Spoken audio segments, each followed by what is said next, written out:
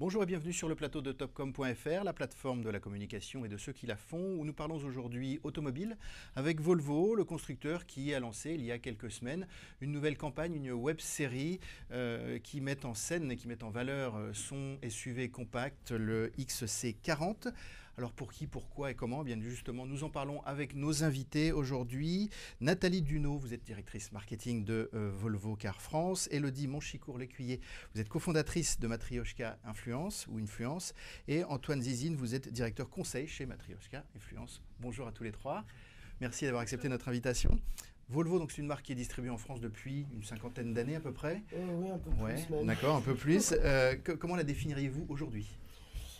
Alors Volvo, c'est une marque qui a 91 printemps, et pourtant c'est un peu comme une start-up, parce que depuis 2014, c'est une marque qui a initié son complet renouvellement, renouvellement que l'on voit à travers son design, mais aussi à travers ses technologies, mais aussi son positionnement. Donc forcément, quand on fait évoluer un positionnement, on a besoin de le faire savoir. Mais aujourd'hui, c'est une marque qui se situe sur le marché du premium. Ça, elle l'a toujours été quand même. Elle l'a toujours été, mais aujourd'hui, on l'affirme davantage.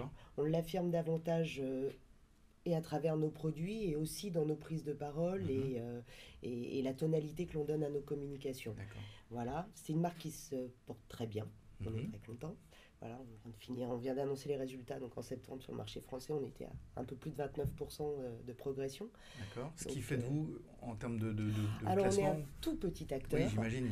Après, bon, le marché du premium en France sur l'automobile, c'est un peu moins de 12%. D'accord. Et nous, on est en dessous du... On flirte avec le 1%. D'accord. Voilà. Ce qui est on n'a pas forcément des enjeux à devenir... un énorme constructeur, voilà. Mais en tout cas, on est en phase avec nos objectifs en flirtant avec le 1%.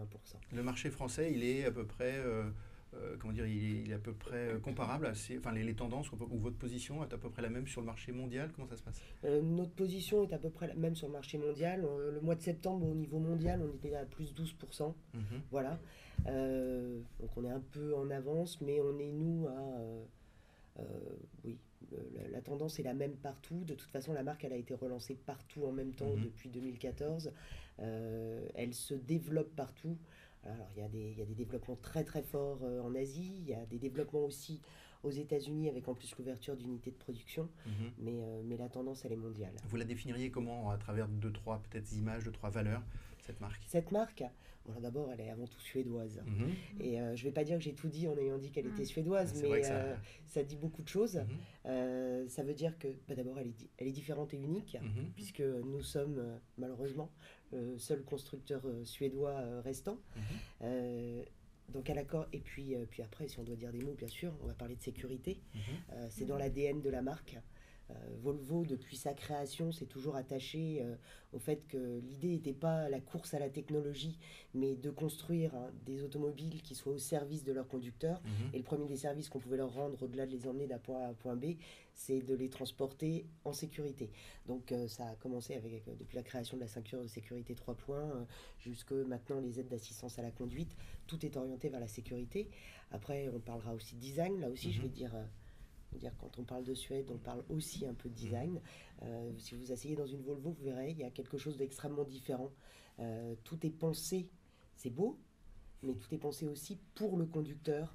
Tout est pensé pour son confort et pour la praticité d'usage et la fluidité dans l'usage. Alors comment communiquez-vous d'une manière générale, la stratégie de communication pour transmettre tout ça? Quels sont les canaux que vous utilisez pour dire quoi finalement? Alors, on a une partie très classique dans notre démarche, c'est-à-dire d'expression d'usage des grands médias, d'usage des binômes télé, presse, et puis bien sûr une exploitation du digital qui est extrêmement forte. Après, la différence, je pense, c'est que si vous regardez des communications Volvo, elles ne sont jamais tournées vers le véhicule, centrées sur le véhicule, ni sur ses technologies. Elles expriment plus les bénéfices qu'elles apportent dans la vie, les bénéfices d'ailleurs concrets ou émotionnels qu'elles vont apporter à leurs utilisateurs et à leur environnement et à l'environnement de ces utilisateurs dans leur quotidien. D'accord. Je pense que c'est sans doute la marque de fabrique de la marque. Vous le disiez à l'instant, c'est vrai que Volvo, comme la plupart des grands constructeurs d'ailleurs, utilisait beaucoup les médias de masse. Là, on se voit aujourd'hui pour une campagne justement qui n'est concentrée que sur le digital. Que sur le digital. Qu'est-ce que ça traduit? Vous vouliez toucher un autre public, il y avait une autre problématique? Alors, Volvo, donc en 2014, a initié SAMU et on a renouvelé en moins de 4 ans l'intégralité de la gamme. On a même rajouté des nouveaux modèles à la gamme, comme c'est le cas avec le XC40, sur laquelle la campagne porte. Et ce renouveau, il faut le montrer très vite et très fort. D'où l'usage des mass médias, dans cette logique de, voilà, la marque évolue. Pour autant, les images d'Épinal ont la vie dure, surtout quand on construit des voitures très très solides et robustes comme les nôtres, qui fait que notre parc roulant n'est pas encore complètement la traduction des modèles que l'on a aujourd'hui. Et il y a un décalage énorme entre la perception que l'on peut avoir d'une Volvo et la réalité d'une Volvo aujourd'hui. Quand vous asseyez dedans, il y a vraiment un effet « Ah, mais c'est ça !»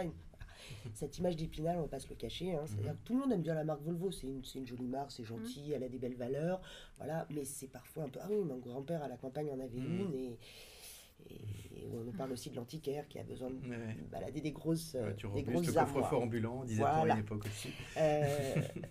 Et cette image, on a besoin de la faire changer, et on a besoin de la faire changer sur le plus grand monde. Parce que oui, bien sûr, il y a des acheteurs, il y a des intentionnistes d'achat de véhicules premium, mais tout l'environnement, ces gens-là sont des influenceurs. Voilà. Le môme de 14 ans, si son père rentre avec un modèle qu'il trouve un peu has-been, il va lui dire. Voilà.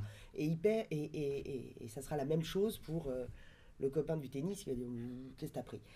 Donc aujourd'hui, on a besoin de toucher toutes les cibles.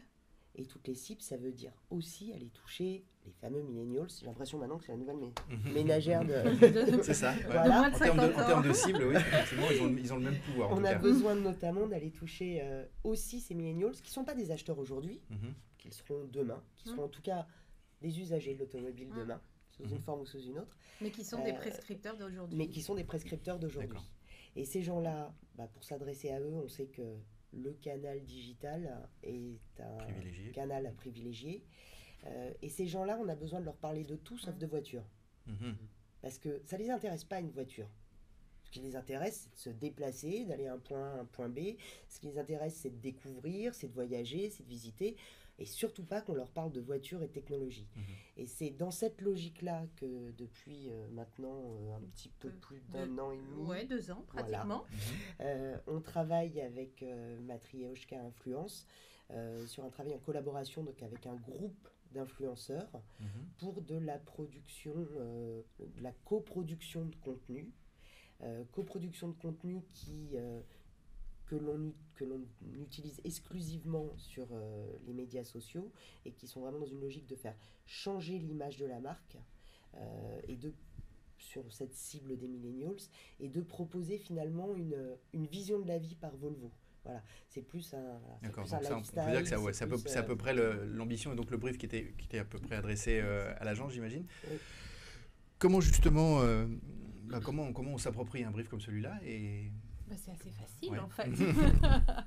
C'est assez facile dans la mesure où oui, l'objectif c'est vraiment de reconnecter, de parler sensiblement à ce type de millennials.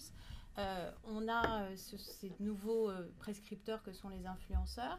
On a dans ce brief un produit qui est un produit citadin urbain, le XC40, dont toutes les fonctionnalités sont adaptées justement à la vie en ville. Et on se dit, quand on a ce brief-là, mais tiens, il y a une idée à exploiter qui serait géniale, qui est de se dire, aujourd'hui, les influenceurs, c'est pas seulement à Paris, c'est aussi en province. Ce sont des influenceurs qui sont puissants, qui ont une véritable audience, qui parlent sensiblement à ce type de millennials, qui ne sont pas que des Parisiens, mais aussi effectivement des gens qui habitent en province. Et ce sont des influenceurs qu'on ne met pas assez sur le devant de la scène, que les annonceurs n'utilisent pas assez. Et on se dit, on a un produit qui est celui de la mobilité. Pourquoi on ne va pas faire rencontrer justement un influenceur parisien avec un influenceur provincial et lui permettre justement de faire découvrir sa ville à travers notre produit, le XC40. Ce sont des influenceurs dans quels univers en particulier? Parce qu'il y a eu un casting spécial qui a été fait? Oui, tout à fait. On est plus du coup dans des sphères lifestyle et mode. L'objectif du coup, c'est d'aller préempter d'autres sphères que l'automobile pure. Donc du coup on a un influenceur parisien qui s'appelle Raphaël Simacourbe qui du coup évoluent dans la sphère du lifestyle et 2 influenceuses mode à Bordeaux et à Montpellier. D'accord. Comme disait Nathalie, l'objectif c'était de parler de tout sauf de voiture. La voiture, c'est une fonction qui nous permet justement de vivre des expériences et de vivre des émotions. Enfin, je vous propose justement qu'on regarde en vidéo tout de suite ce que ça donne. Et puis on se retrouve juste après.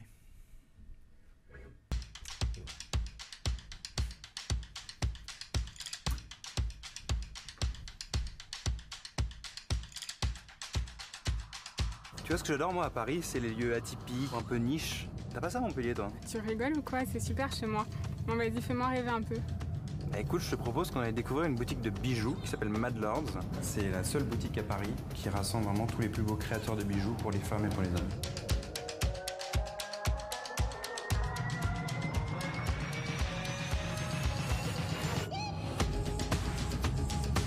Ici, on est dans le restaurant Les Chouettes. C'est un lieu que j'ai découvert sur Instagram. J'aime bien venir ici pour faire des rendez-vous pro et c'est pas très loin de chez moi.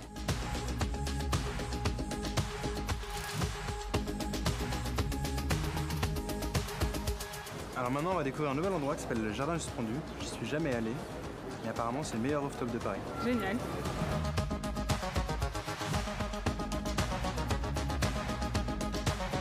Bon alors toi le Parisien qui est jamais venu sur Bordeaux, je vais te faire découvrir ma ville un peu, je vais te montrer les meilleurs spots, ceux que je préfère. J'ai hâte. Alors on commence ce matin avec les Halles de Bacalan. C'est un quartier qui est en expansion à Bordeaux en ce moment et ils ont créé un marché où tu peux à la fois faire tes courses mais aussi venir manger.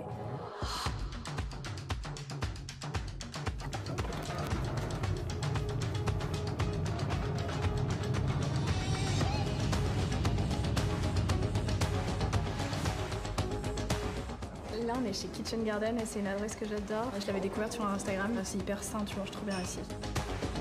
Je vais te faire goûter une autre spécialité de Bordeaux, c'est les dunes blanches. C'est une chouquette en fait, avec de la chantilly à l'intérieur, c'est une tuerie. Et moi, je vais en profiter pour ramener à Federica à Montpellier.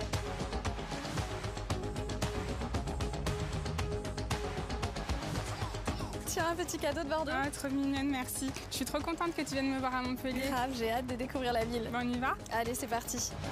Donc ici, on est chez Mona Market. C'est un de mes magasins de déco préférés à Montpellier. C'est très intimiste, j'adore.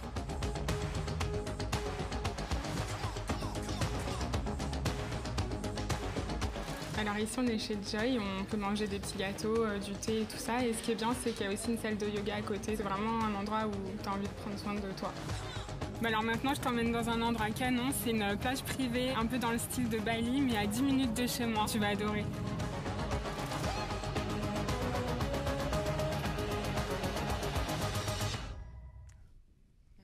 Alors, voilà, donc ce que vous venez de voir à l'instant, c'est une concentration en fait des trois épisodes de la web-série. On vient justement sur ces épisodes dans lesquels vous mettez en scène des influenceurs, on en a un petit peu parlé. Est-ce qu'on sait réellement aujourd'hui le pouvoir d'influence finalement d'un influenceur sur un achat aussi engageant que l'automobile? Aujourd'hui, si on doit mettre des KPI derrière une opération comme celle-ci, ça ne sera pas des leads, ça ne sera pas des ventes. Une opération comme celle-ci, elle a pour but de faire bouger l'opinion de marque. D'accord. Et sur l'opinion de marque, malheureusement aujourd'hui, il n'y a pas une mesure scientifique extrêmement précise, mais oui, la sphère des influenceurs au sens large, mais tout le monde est un influenceur. Vous êtes un influenceur à travers vos réseaux sociaux. Donc ces influenceurs, ces gens qui communiquent beaucoup et qui s'affichent beaucoup, ont un impact et une influence sur l'association de la marque à des termes. Aujourd'hui, le but, c'est que des gens qui voient ça, ce qui reste dans leur tête, c'est elle est cool comme marque. Voilà. Elle est cool, elle est actuelle, elle est contemporaine. Donc ça, c'est vraiment le brief. C'est ça c'est l'ambition de cette campagne. C'est qu'elle marque un peu une empreinte, qu'elle fasse évoluer cette image de marque. Qu'on nous dépoussière un peu, qu'on nous sorte un peu du gros break rectangle. D'accord. Le dispositif, enfin le film, ou les films, sont diffusés depuis un mois à peu près, un peu moins, c'est ça? Quel est le plan en fait média? Enfin, qu'est-ce qui est prévu en termes de diffusion? C'est diffusé, j'imagine, sur vos réseaux propriétaires, mais pas seulement. Comment ça se passe? Quelle est la mécanique de... Il y a 2 leviers du coup. Il y a les réseaux sociaux des influenceurs qui nous permettent d'avoir du reach organique avec des publications qui sont postées. Donc une publication sur le réseau social de chaque influenceur sur Instagram. Et il y a également des publications sur les réseaux sociaux Volvo avec de la médiatisation pour transcender la portée organique des posts. En parallèle de ça, on a également envoyé un communiqué de presse au support marketing.com. C'est pour ça qu'on est reçu aujourd'hui. Voilà, ça a marché. Ça a bien marché. Et qui nous a permis du coup d'avoir de belles retombées et dans des marketing.com et dans des féminins. Mais c'est un point intéressant. Oui, on le relaie chez nous. Après, il y a un truc qui est super intéressant avec les influenceurs, c'est qu'eux, ils ont des droits qu'on n'a pas. Voilà. Donc, on ne poste pas forcément exactement les mêmes choses sur nos réseaux, parce que nous, on est sous la... Oui, vous êtes encadré par... On est encadré par tout un tas d'aspects légaux, voilà. Par exemple, qu'est-ce qu'on a le droit de mettre ou qu'est-ce qu'on n'a pas le droit de mettre et qu'eux mettent? Alors là, c'est pas le cas dans cette campagne-là, mais c'est déjà arrivé qu'on ait des actions avec des influenceurs où on voit la voiture rouler hors des routes. D'accord. Par exemple. Là, on était bien sur les... on est en ville. Sur la chaussée. Là, on est sur une voiture... On n'était pas sur les trottoirs. Là, on est sur une voiture... Le XC40, c'est une voiture qui est extrêmement urbaine et qui avait pas velléité à aller à l'extérieur. Donc ça, c'est un point qui est important. Maintenant, c'est vrai que cette action-là, on le voit, même sur nos réseaux sociaux. Le jour où on l'a posté, on a eu, je crois, un peu plus de 100 000 vues. C'est pas le plus gros record qu'on ait eu, mais ça fait partie des posts sur qui ont très très bien fonctionné.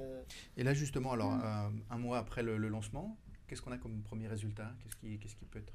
Alors du coup, on est encore en train d'analyser les résultats, mais du coup, en termes de earned, donc sur les réseaux sociaux des influenceurs, on a aujourd'hui plus de 70 000 vues, et après, on a eu de très bons résultats issus de la médiatisation, donc, dont s'est chargée une agence partenaire de Volvo.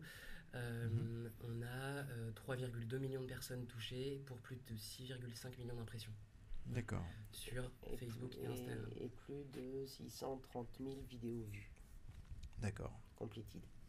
Il y a cette vidéo, du coup, elle est diffusée jusqu'à quand? Ou ces vidéos? Et d'ailleurs, est-ce qu'il va y avoir d'autres épisodes? Parce que là, on a 3 épisodes. C'est une bonne idée, ça, Nathalie. Est-ce que d'autres épisodes sont prévus? Penses Quand on parle de web-série, il y a web-série, il y a série. On pourrait partir à l'étranger. Cette idée, sous une forme ou sous une autre, aura des suites. Voilà. Est-ce que ça sera exactement dans cette même logique, mais cette idée aura des suites. Mais encore une fois, c'est pas une action. Là, on regarde cette action de façon ponctuelle, mais elle s'inscrit dans une stratégie d'influence et de travail avec des influenceurs qui est du ongoing et que on fait de façon permanente. Donc, de la même façon qu'on avait envoyé des gens, qu'on envoie des gens sur des reveals de nos véhicules ou qu'on envoie des gens sur les événements de la marque et avec lesquels on construit aussi des choses et qui peuvent donner lieu à d'autres formes de médiatisation, enfin d'autres formes de traduction. Voilà. Merci. Très bien. Écoutez, merci beaucoup d'avoir répondu à nos questions et moi je vous dis à bientôt sur topcom.fr.